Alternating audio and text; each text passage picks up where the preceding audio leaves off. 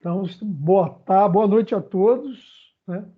Vamos uma aula de revisão para a nossa prova de elementos de mineralogia e geologia, né? Vai ser uma revisão bem focada nas questões que vão cair, tá? Eu já fiz um resumo aqui, ó. Eu vou compartilhar a tela com vocês.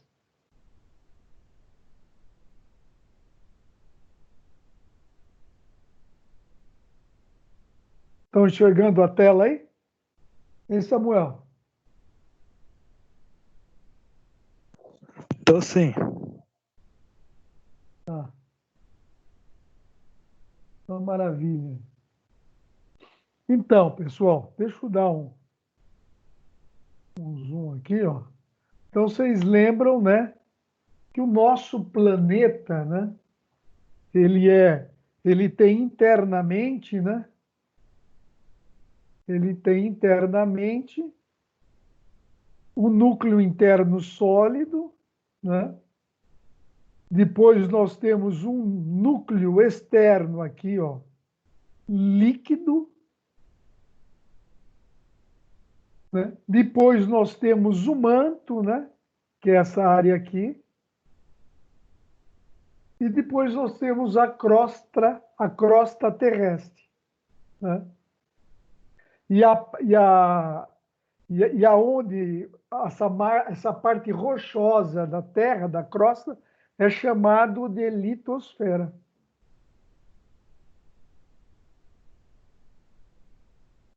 Está até escrito pequenininho aqui. Então, nós vamos ter uma questão perguntando sobre isso aqui, tá? Então, essa vai ser uma questão. E aí nós temos outro tema, né? Da formação. Como é que as rochas se formam, pessoal? Né? O que são rochas, né? Nós temos as rochas ígneas, né? As rochas ígneas. As rochas ígneas, elas se formam através de uma atividade do magma, né? No interior da Terra. E quando ela se forma dentro da Terra, as rochas são chamadas de intrusivas ou plutônicas, né?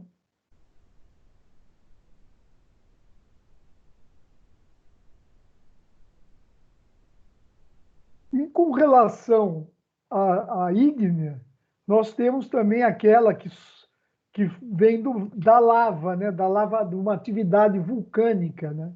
Que são as rochas extrusivas, né? Ou, né, vulcânicas.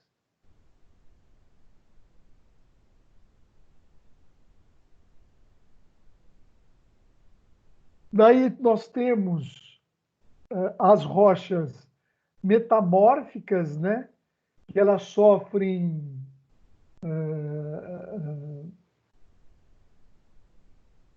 uma transformação por meio de aumento de temperatura e pressão. Você pega qualquer rocha ígnea ou sedimentar, ela aumenta a temperatura, né? Temperatura e a pressão elevada no interior da Terra transforma uma rocha pré-existente.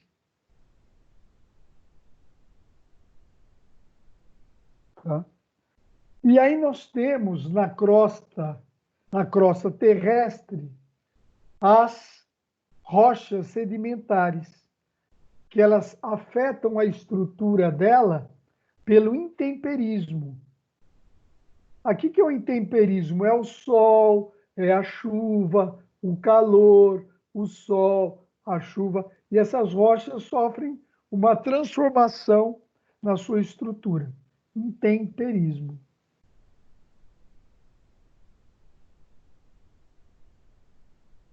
Temos aqui mais uma questão. Né? É a segunda questão que eu vou fazer uma pergunta sobre esse tema aqui. Né? Então, se eu posso dar uma ilustração e vocês vão identificar que rocha é essa daí. Mas tranquilo. A prova vai ser tranquila, tá, pessoal?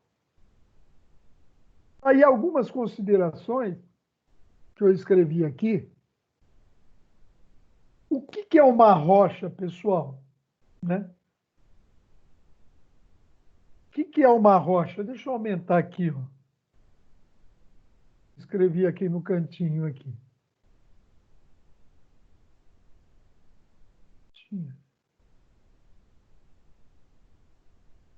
A rocha, né? A rocha é um agregado.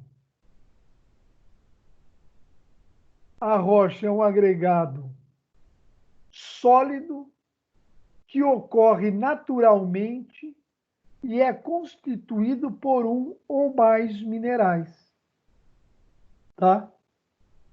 A rocha é um agregado sólido que ocorre naturalmente, né? Naturalmente na natureza, né? Ou pelo magma, ou pela lava que sai de uma atividade vulcânica, ou pela atividade do intemperismo, do sol, da chuva, a rocha vai se formando, vai se transformando.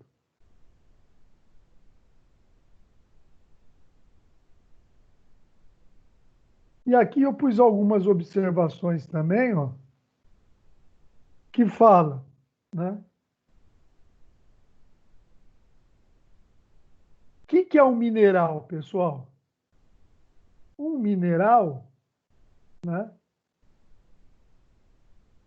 Um mineral é um sólido cristalino, né? Vocês lembram daquelas formações cristalinas que vocês fizeram lá no computador, lá da engenharia? Definido pela sua composição química. Né?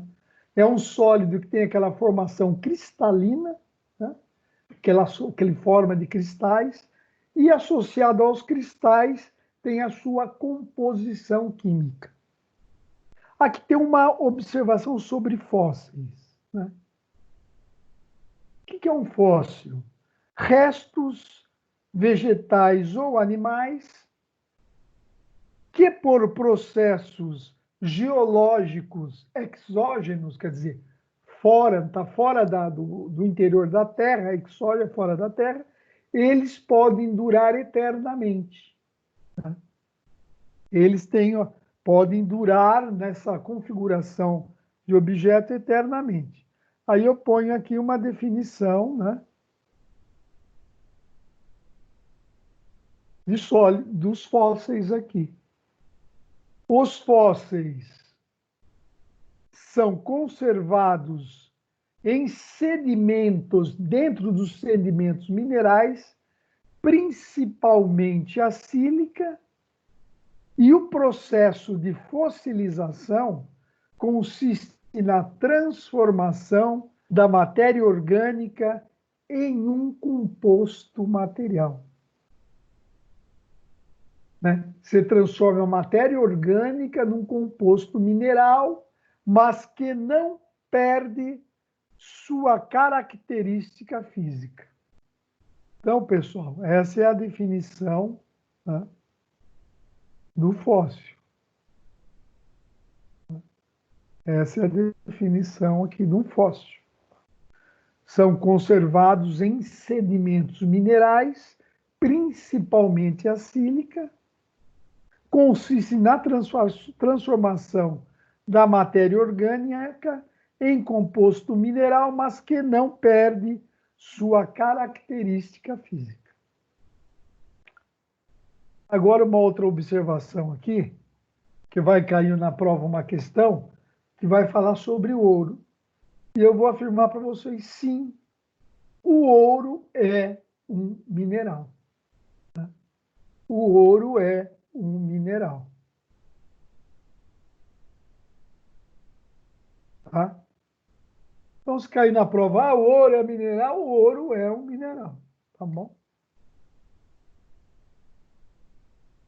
E aqui vamos falar um pouco mais aqui, ó, é que são, como é que são a formação cristalina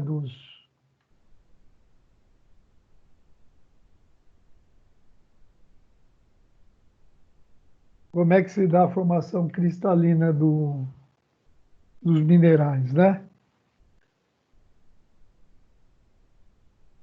Então, qual que é a unidade básica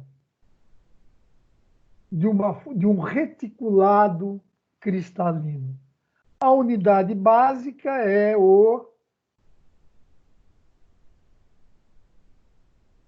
a unidade básica é a célula unitária. A unidade básica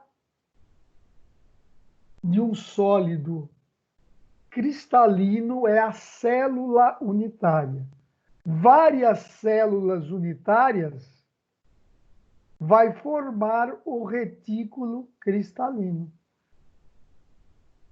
Vai cair uma questão sobre isso daí, tá?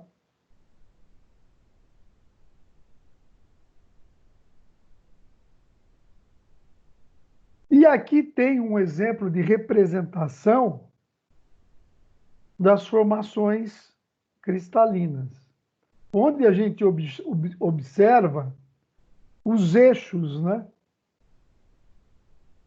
Aqui estão os eixos, ó. Ó, os eixos que se encontram sempre no centro do cristal, da formação cristalina. Então, esses eixos cristalográficos, pessoal, esses eixos cristalográficos, eles que determinam a classificação dos sistemas cristalinos. Você vê a importância desses eixos, né? Desses eixos cristalográficos. São eles que determinam como se classificam. E eles não existem, né? Eles não são reais. Eles são linhas imaginárias para que possa estudar e diferenciar um cristal do outro, né? Grava isso. Então, olha, presta atenção na prova. O sistema cristalino, nós classificamos eles pelas linhas imaginárias que não são reais, elas são linhas imaginárias, tá? Que são utilizadas para estudo.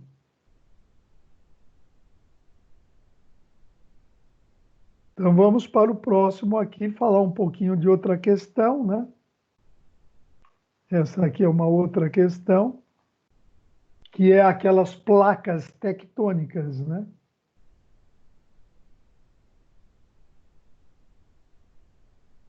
Que são as placas, né?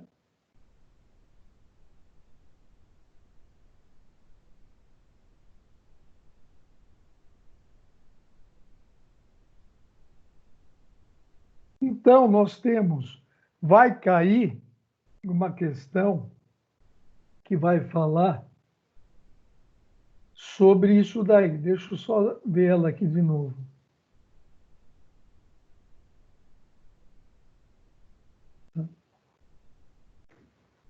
A placa, pessoal, tectônica, quando elas se movimentam, né? Cadê aqui?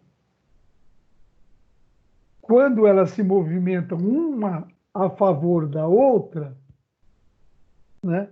Uma placa tectônica choca com a outra, nós temos as placas tectônicas, pessoal, convergentes, né? São as placas tectônicas, ó, convergentes, né? E aquelas elevam até aqui, né? Na hora que faz a conversão das placas, né? Temos até o surgimento de cordilheiras, né? Agora, as placas divergentes, pessoal, o que acontece quando é divergente? Ó, divergente.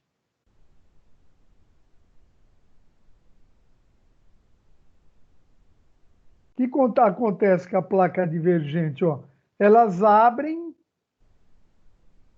e aí surge uma atividade vulcânica aqui, né?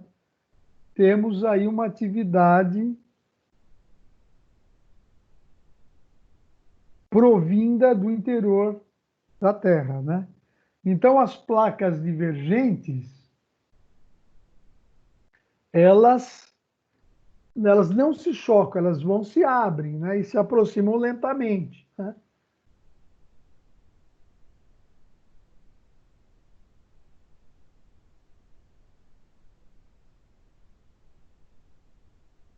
E a placa tectônica, ela também, o que ela promove, pessoal? Ela promove a criação do quê? Ela promove a criação de massas rochosas, né? Em algumas situações, né, quando nós temos aqui o encontro de duas placas, uma se aproxima da outra, ó, uma entra aqui embaixo da outra. Ó. E aí acontece o quê? Nós não temos uma formação de placa rochosa, nós temos a destruição de massas rochosas. Então, essas placas tectônicas, elas promovem a criação de massas rochosas e promovem também a destruição de massas rochosas, ok? Então, vamos para a nossa próxima questão. Acabando. Ah. Daí eu vou perguntar na prova por que as rochas granito e o riólito, elas são bem semelhantes, mas a formação dela são bem distintas. Olha, vamos ver aqui, ó. Enquanto o granito, né? Enquanto o granito é uma rocha ígnea ou rocha ígnea ou magmática, é aquela que é feito dentro do interior da Terra, né? Vem do magma, lá de dentro. A rocha, a riólito, é uma rocha ígnea vulcânica. Quer dizer, quando é vulcânica, ela formou da lava na crosta terrestre, na superfície terrestre. Né? Então, aqui, primeira diferença, ela é vulcânica e a outra é uma rocha magmática, né? A riólito, ela corresponde, ela é uma rocha extrusiva, né? Enquanto que a, o granito é uma rocha intrusiva. Intrusiva porque está lá dentro, no interior. Extrusiva porque é fora. Intrusiva porque está no interior, tá? E a, ela tem uma textura fanerítica, né? Que é essa história de fanerítica, né? Que ela tem um resfriamento lento, né?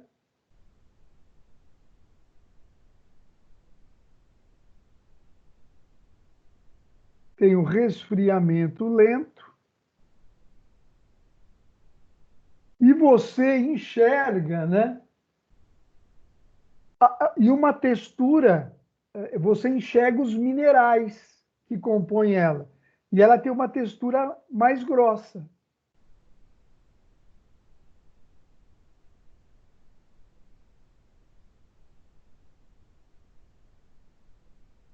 né?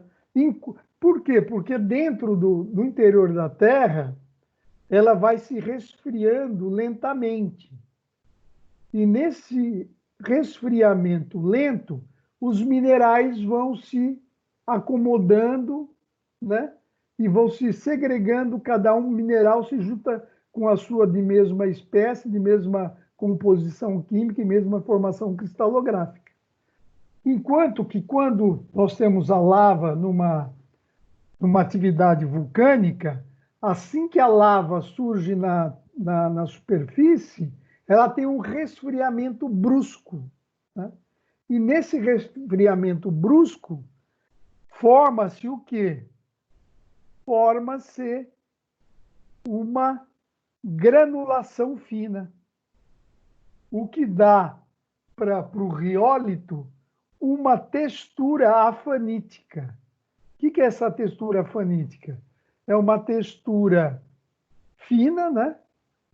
Textura fina, e você não identifica os minerais, porque ela resfriou rápido, você não consegue, não identifica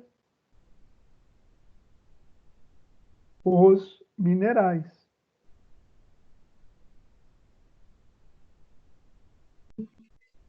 Professor, Oi, boa noite. Desculpa te boa atrapalhar, noite. eu só tenho uma dúvida. No caso desse resfriamento mais lento e o mais rápido, tem alguma coisa a ver com a dureza do material? No caso, o granito, por ser resfriado mais lento, ele tem uma dureza maior do que o riólito? Sim, sim. É um dos fatores, né? Ah, É um tá. dos É, fatores eu acho também. que por isso que, Se no caso, o acomoda granito é mais melhor. usado. Oi? É por isso que o granito, no caso, é mais usado na construção civil do que o próprio riólito, não é isso? É, exatamente. Ah, Perfeito, ok. Diogo. Ok, Falou. obrigado. 100 pontos, hein? Opa, agradeço. Aham. Então, vamos se dar o segmento aqui. Agora vamos nos ensaios, né? Vamos colocar quais são os ensaios que se faz nos minerais. Vai ter uma questão sobre isso também. Deixa eu achar ela aqui para dar uma olhada aqui. Ah, daí eu vou descrever o procedimento de cada ensaio, por exemplo, ou vou já conversar aqui com vocês. Ó. Quando eu falo, o que é o traço, né? O traço é quando você risca, é quando riscamos, né? Quando riscamos, né? A cor do traço, tá dando para enxergar aí? Será?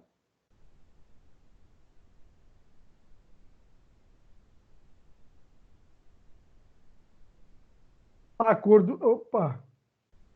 A cor do traço é quando analisamos, né? Quando os minerais quando riscamos contra uma placa de porcelana branca, o que faz com que se acumule pó na pedra, né? Como a gente observa aqui, ó.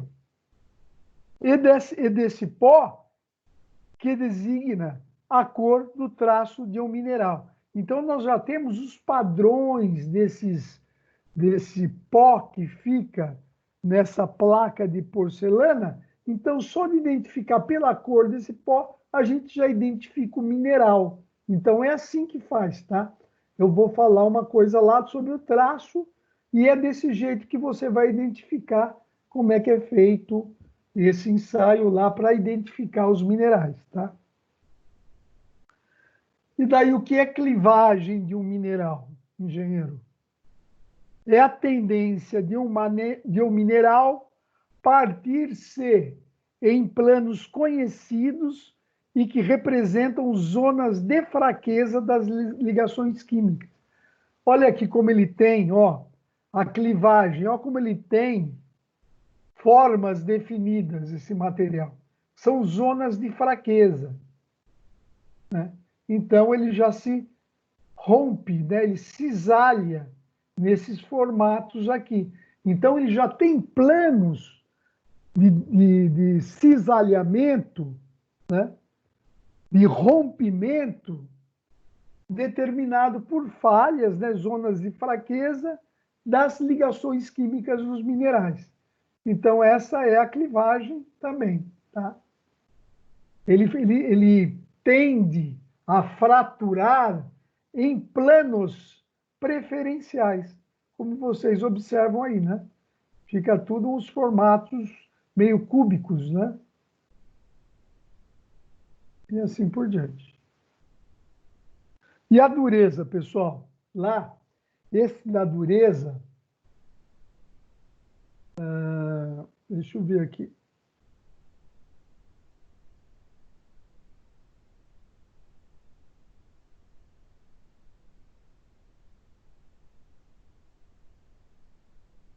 A dureza, como é que a gente verifica a dureza? Vocês lembram? Né? A dureza representa, vamos lá. Você monta, a gente vai montar essa escala aqui, né? E como é que a gente faz? A dureza representa a resistência do mineral ao ser riscado por um objeto de dureza conhecida. Tá? Ou por um outro mineral de dureza conhecida. Então, essa daí, Mohs, né, escala de Mohs, ele fez essa escala aqui para estabelecer, desculpa, um grau de relação entre os minerais. Então, o menos duro, né, é o talco. E o mais duro que nós conhecemos é o diamante.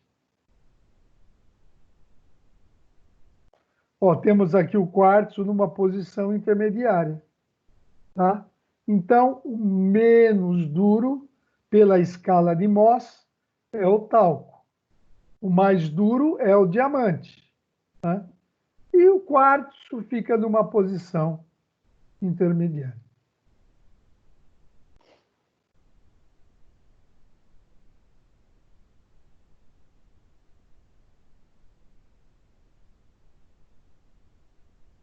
Daí nós estudamos um pouco de ligações químicas, né, que é importante para os minerais, que nós vimos que nós temos quais tipos de ligações. Ó, nós temos a iônica, né, em que há transferência de elétron, né, há transferência de elétron, né, um elemento, né, um átomo cede um elétron para o outro, certo? Essa é a iônica. Daí nós temos aqui a covalente. Ó. O que é a covalente? Os dois átomos compartilham elétrons. Né? E daí nós temos o modelo da ligação metálica, onde os átomos eles possuem entre eles uma nuvem de elétrons. Tá? Uma nuvem de elétrons.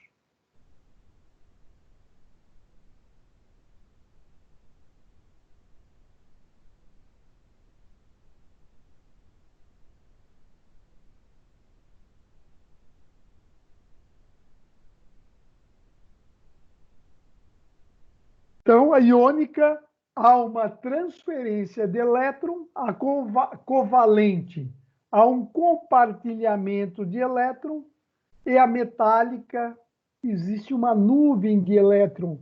Por isso que os metais conduzem melhor corrente elétrica, né? Porque tem essa nuvem de elétrons, que ela sofre a diferença de potencial e produz a corrente elétrica. E agora vamos chegar no nosso último item da nossa revisão, que nós vamos tratar, né? Já vimos 9 questões já da prova aí. A prova está no que eu falei. Se precisar, olhe o vídeo de novo, com calma, né? E agora nós vamos ter uma questão que fala do quem são os agentes do metamorfismo da rocha, né? Quais são os elementos que causam o metamorfismo de uma rocha? É a temperatura, é a temperatura,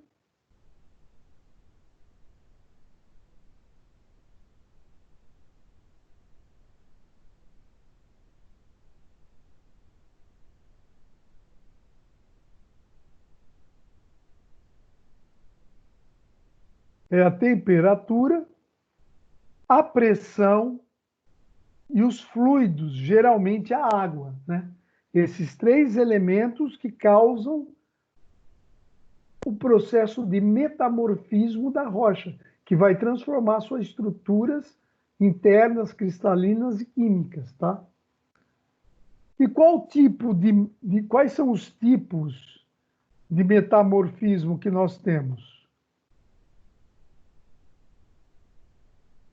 Primeiro, nós temos o metamorfismo de contato. Ó, metamorfismo de contato. É quando o corpo ígneo, sob altas temperaturas, modifica a rocha encaixante. Você tem um corpo, uma rocha, né, ígnea ainda, em alta temperatura, e ele absorve, né? E ele demarca uma outra rocha. Olha aqui, ó. Então, isso é o metamorfismo de contato.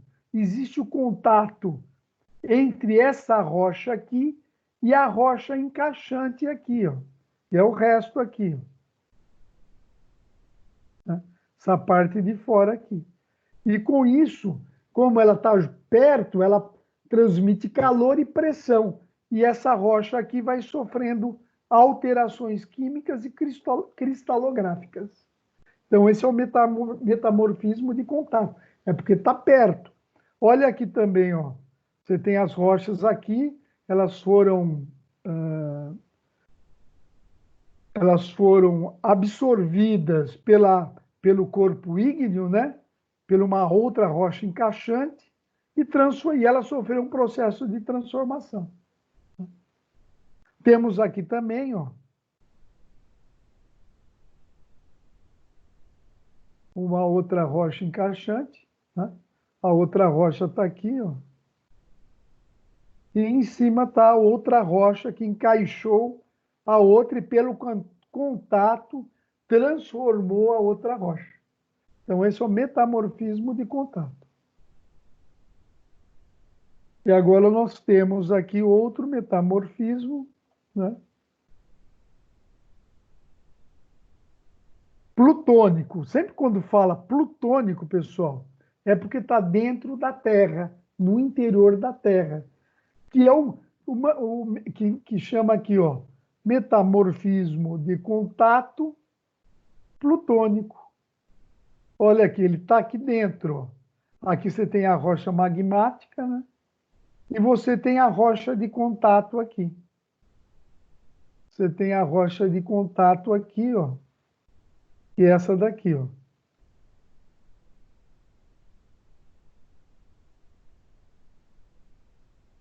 Que é essa outra laranja aqui, ó.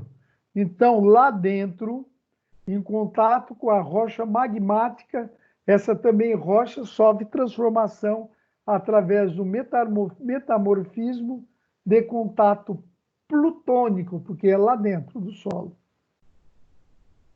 E aí tem essa última aqui, que é o metamorfismo regional. Ele só acontece, pessoal, né, em algumas regiões, tá? Por isso que é o nome, né?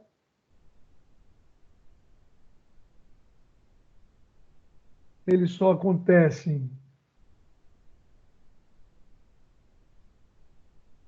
em algumas regiões, né?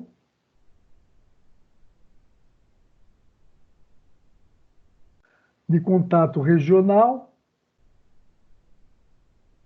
Por quê? Na placa cor, tá vendo a placa descendo aqui no outro? Ó? Uma placa sendo absorvida pela outra aqui, ó. Acontece o regional aqui, né? Porque é numa região de placa tectônica, né? E ali acontece devido, olha, a alta pressão, né?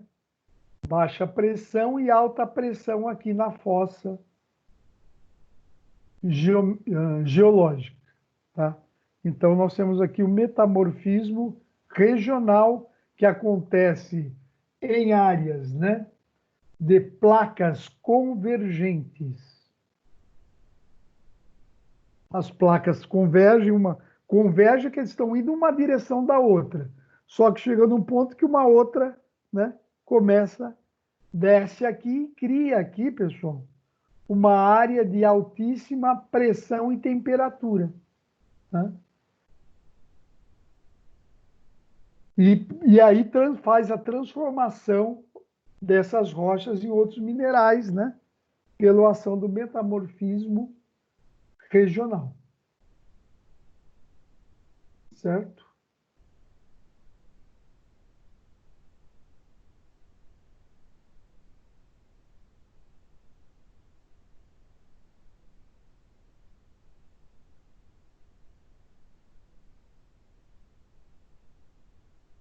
Certo, pessoal?